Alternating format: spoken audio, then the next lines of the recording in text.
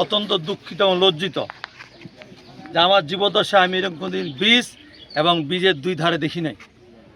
Bridge আছে, ব্রিজের এক ধারে কোনো রাস্তা নাই, মাটির রাস্তাও নাই, ওয়াকিং রাস্তা, এটা ভ্যানও যাওয়ার মতো রাস্তা নাই। কীভাবে এটা সম্ভব?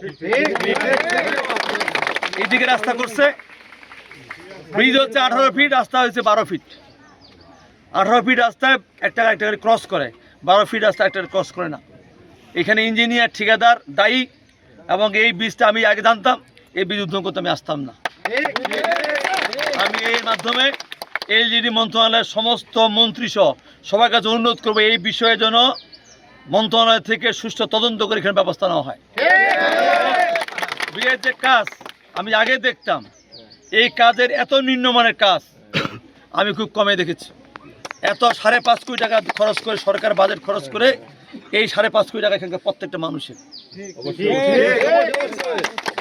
কাজেই এত নিম্নমানের কাজ আমাদের সরকার, আমাদের তারেক রহমান সরকার আমরা কোনো বরদাস্ত করবো না।